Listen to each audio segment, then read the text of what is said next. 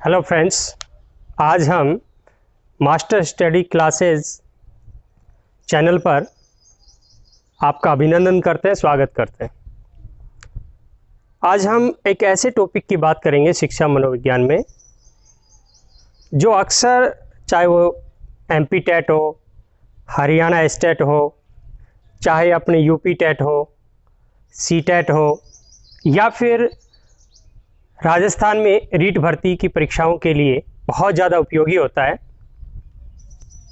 और अक्सर उसमें क्वेश्चंस आते हैं और हम उन क्वेश्चंस में बड़े ही दुविधा में रहते हैं।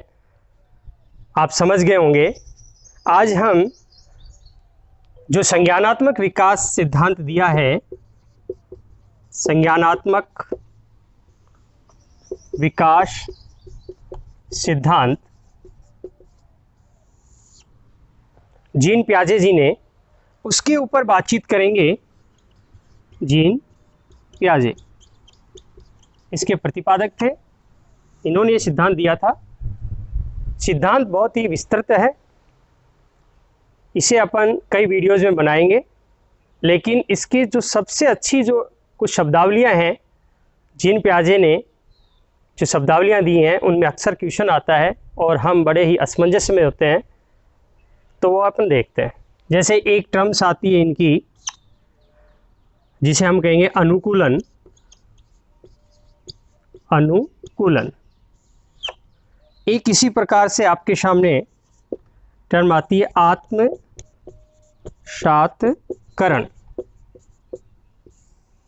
और एक होती है आपकी जिसे लेंगे समायोजन। समायोजन। अब अपने सामने दिक्कत क्या आती है कि हिंदी के जो पेपर्स होते हैं उनमें इनकी जगह दूसरा कोई पर्यायवाची शब्द इनका मिल जाता है और हम बड़े परेशानी में आ जाते हैं। तो आपको ये कंठस्थ करना है कि इनकी जो इंग्लिश टर्म्स हैं वो आपको याद रखनी पड़ेंगी। जैसे सबसे पहले लिख देते हैं इसको एडेप्टेशन। एडेप्टेशन बोलते हैं इसको, और इसको एसिमिलेशन, एसिमिलेशन, और इसे बोलते हैं अकोमोडेशन।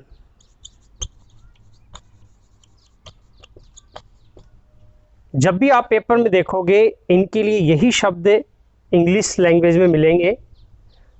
हिंदी की ट्रांसलेशन में जब आपको दिक्कत आए तो आप बाई लैंग्वेज में पेपर आएगा तो आप देखना कि दूसरी साइड में देखना कि उनके लिए कौन सा टर्म यूज की गई है, ये फिक्स है। तो अब आते हैं अपने टॉपिक पे। जीन पियाजे संज्ञानात्मक विकास पे बल देते हैं, या अपनी भाषा में कहें तो कहते हैं जैसे जैसे व्यक्ति की उम्र बढ़ती है उसकी मानसिक शक्तियाँ डेवलप होती जाती हैं, और उसकी मानसिक शक्तियाँ डेवलप होती हैं तो इस वातावरण को या इस भौतिक दुनिया को उसके समझने का तरीका बदल जाता है।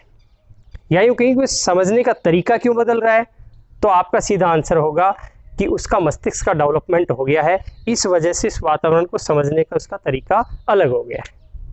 तो यहाँ पर जीन पियाजे कहते हैं कि बच्चा जब जन्म लेता है और मृत्यु तक अपने वातावरण से अनुकूलन स्थापित करता रहता है, एडेप्टेशन करता रहता है। जब भी उसके सामने कोई नई वस्तु आती है और उस वस्तु से वह परिचित नहीं है तो उसके मस्तिष्क में एक असंतुलन पैदा होता है, और जैसे उस चीज़ को समझ जाता है अपनी मानसिक शक्तियों के द्वारा तो उसमें फिर संतुलन आ जाता है। तो इस प्रकार जीवन भर असंतुलन और संतुलन की एक प्रक्रिया चलती रहती है, जिसको वो क्या कहता है, अनुकूलन। और अनुकूलन के लिए दो मानसिक क्रियाएं उसे करनी होती हैं। इन दो मानसिक क्रियाओं का सहारा लेता है।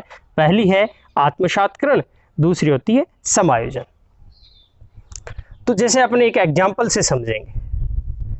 किसी बच्चे ने पहली बार एक कुत्ता देखा, और बच्चे ने कुत्ता आज से पहले नहीं देखा था, इसलिए वो पूरा फोकस करता है उस कुत्ते के ऊपर, और उसकी कुछ विशेषताएं, जैसे उसकी 4 पैर हैं, 1 पूंछ है, 2 कान हैं, उन सभी को इकट्ठा करके एक अपने मस्तिष्क में स्कीमा बना लेता है। मैं आगे चल के ये भी बताऊंगा स्कीमा क्या होता है, यहाँ इतना ही समझ लो किसी भी चीज़ को देखकर अपनी मस्तिष्क में उसको अपनी मेमोरी में स्टोर करना, उसकी इमेज को स्टोर करना ही स्कीमा कहलाता है। अब उसने उस कुत्ते की स्कीमा बना ली और उसके पापा ने उसे बता दिया बेटा एक कुत्ता है, तो उस इमेज के साथ उस वर्ड को भी उसने क्या कर लिया, शामिल कर लिया। ऐसे जिसके 4 पैर होते हैं, पूंछ होती है, कान होते हैं 2, वो कुत्ता होता है। अब इस स्कीमा के द्वारा जैसे उसके सामने कोई दूसरा एनिमल आता है कभी, जैसे मान लीजिए उसके सामने बिल्ली आ गई, कैट आ गई, तो बालक क्या करता है, अब उसके मस्तिष्क में पहले से क्या मौजूद है, एक स्कीमा मौजूद है। किसका स्कीमा बना हुआ है, कुत्ते का बना हुआ है। जैसे उसके सामने कैट आई तो अपना अनुकूलन स्थापित करने के लिए उस कैट को भी बच्चा क्या बोल देता है, 4 पैर हैं, इसका मतलब ये भी कुत्ता है, और बच्चा बोलता है कुत्ता, डॉग। जैसे उसने डॉग बोला बिल्ली को, बल्कि वास्तव में वहां तो बिल्ली थी, अब बिल्ली थोड़ी देर में अपनी आवाज निकालती है, जैसे कि वो बोलती है, आपको मालूम है, म्याऊं म्याऊं। अब बच्चे में फिर असंतुलन पैदा हो गया, यानी पहले वाले स्कीमा ने उसकी मदद नहीं की। अब बच्चा सोचे यार ये पहले वाला तो नहीं है, इसका आवाज अलग है, उसकी आवाज अलग है। तो वो अपने दादाजी के पास जाता है। दादाजी कहते हैं बेटा ये बिल्ली है। बच्चे ने सोचा अच्छा है बिल्ली है। अब बच्चा एक नया स्कीमा बनाता है और एक उसके मस्तिष्क में एक और स्कीमा बन गया है बिल्ली का। अब भविष्य में उसके सामने अगर बच्चे के सामने कुत्ता आएगा तो बच्चा उसे कुत्ता बोलता है, और अगर भविष्य में उसके सामने अगर बिल्ली आती है तो बच्चा कोई गलती नहीं करते उसे बिल्ली बोलता है, क्योंकि उसके मस्तिष्क में दोनों स्कीमा मौजूद है। तो इस प्रकार से वो आजीवन क्या करता रहता है, अनुकूलन स्थापित करता रहता है। और अनुकूलन करने के लिए पहले वो आत्मसात्करण करता है। अगर आत्मसात्करण करने से काम चल जाता है तो वो समायोजन नहीं करता है, उसका अनुकूलन स्थापित हो जाता है। या यूँ कहें इसी से जब काम चल जाता है तो उसे आगे बढ़ने की जरूरत नहीं है। मान लीजिए उस बच्चे ने जो कुत्ते से परिचित था, उसके सामने बिल्ली आ गई और बिल्ली ने आवाज नहीं की और बच्चे ने उसे कुत्ता मान लिया, तो मान लिया, उसे अकोमोडेशन करने की आवश्यकता ही नहीं। उसे जरूरत तो कब पड़ी, जब बिल्ली ने अपना साउंड किया, अपनी आवाज की, म्याऊं म्याऊं बोली, तब उसे समझ में आया कि यार इस चीज से, यानी कि अब एसिमिलेटेड जो चीज की थी वो उसका सही है, प्रक्रिया उसका सहयोग नहीं कर पा रही है, अब उसे इसकी जरूरत पड़ी। तो साथियों इन दोनों टर्म्स को मैं एग्जाम्पल से आपको समझाया है और सरल तरीके से आता हूं। जब भी बालक के सामने कोई नई वस्तु आती है, नई वस्तु आएगी तो वो कहेगी वातावरण यानी बाहर, व्यक्ति के मस्तिष्क से वो चीज बाहर रहेगी, बाहर है, ठीक है। और एक चीज उसके अंदर क्या है, स्कीमा पहले से बना हुआ, वो किसका है, उसके अंदर है, मस्तिष्क में। अब वो क्या करता है, अंदर की चीज के द्वारा बाहर की चीज को समझने की कोशिश करता है। जैसे मैंने उदाहरण दिया था, उसके स्कीमा बना है कुत्ते का, जैसे उसके सामने बिल्ली आई तो बिल्ली को वो किसके द्वारा समझने की कोशिश कर रहा है, अपने स्कीमा के द्वारा, जो पहले से उसके पास जो स्कीमा है, इसे अपन अनुभव भी कह सकते हैं। जो व्यक्ति के पास पहले से अनुभव है, उस अनुभव के आधार पर उस चीज को समझने की कोशिश करता है, और अगर समझ जाता है तो अनुकूलन स्थापित हो जाता है, और अगर नहीं समझ पाता है तो उसे अपनी पहले वाली स्कीमा में चेंज करना पड़ता है। जैसे वो चेंज करेगा, उसमें मॉडिफिकेशन करेगा, तो वो प्रक्रिया कहलाएगी समायोजन।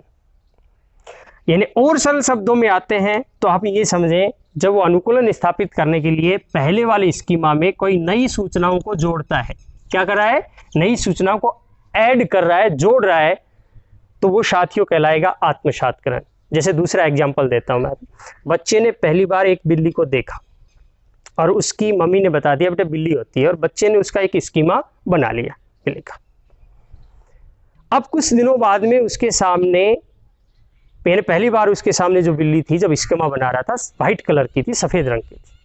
अब जैसे ही उसके कुछ दिनों बाद में एक बिल्ली आती है, वो ब्लैक रंग की होती है, ब्लैक कैट। बच्चा अपने पहले वाली स्कीमा से उसे बोलता है बिल्ली, लेकिन एक इंफॉर्मेशन अपनी पहले वाली स्कीमा में और जोड़ लेता है कि बिल्ली केवल और केवल सफेद ही नहीं होती है, व्हाइट ही नहीं होती, ब्लैक भी होती है। इसका मतलब कुछ समय के बाद में एक दिन उसके घर पे एक ब्राउन कलर की बिल्ली आ गई, तो उसको भी बच्चे ने बिल्ली ही बोला। वो क्या कर रहा है, एसिमिलेटेड कर रहा है, एसिमिलेशन कर रहा है, पहली वाली स्कीमा में ही कोई नई चीज जोड़ रहा है, स्कीमा को बदल नहीं रहा है। अब बच्चे ने कहा अच्छा अच्छा, बिल्ली केवल सफेद और काली नहीं होती है, भूरे रंग की भी होती है। तो यानी अब वो क्या कर रहा है, पहली वाली स्कीमा में कोई नई इंफॉर्मेशन जोड़ रहा है। और इस प्रकार बच्चे को समझ में आ गया बिल्ली केवल एक या दो रंग की नहीं होती, बिल्ली अलग अलग रंगों की भी होती हैं, लेकिन अलग अलग रंगों की होते हुए भी वो बिल्लियां ही कहलाती हैं। ये है एसिमिलेटेड यानी एसिमिलेशन। लेकिन अगर पहले वाली स्कीमा से वो भौतिक वातावरण में जो चीज उपस्थित है उसको वो नहीं समझ पा रहा है, यानी पहले वाला स्कीमा फेल हो गया है, तो अब उसे एक नया स्कीमा बनाना होता है।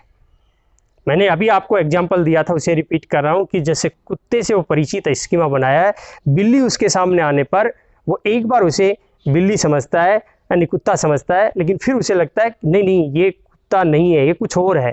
जब उसे उसकी मम्मी बता देती कि ये बिल्ली है, तो अब उसे क्या करना है, पहले वाले स्कीमा को बदल रहा है, परिवर्तित कर रहा है, न कि उसमें नई इंफॉर्मेशन नहीं जोड़ रहा है, उसमें वो क्या कर रहा है, बदलाव कर रहा है, एक नया स्कीमा बना रहा है। अच्छा, चार ही पैर होते हैं, इतनी हाइट होती है, ये पूंछ होती है, अच्छा अच्छा इसका चेहरा थोड़ा आगे से लंबा होता है कुत्ते का, बिल्ली का गोल होता है। यानी वो दोनों स्कीमाओं में अलग स्कीमा बना के दोनों स्कीमाओं में अंतर भी करना जानता है, एक प्रकार से नया स्कीमा बन गया है। तो उसे हम कहेंगे समायोजन या अकोमोडेशन। साथियों, इससे संबंधित बहुत से क्वेश्चंस आते हैं, नए वीडियो में हम इसके क्वेश्चंस लेके आए हैं, तो आप समझ गए होंगे। आप अगर आपको ठीक लगे तो मास्टर स्टडी जो क्लासेज है इस चैनल को पसंद कीजिए और आगे इस चीज़ कारवा को बढ़ाइए। Thank you.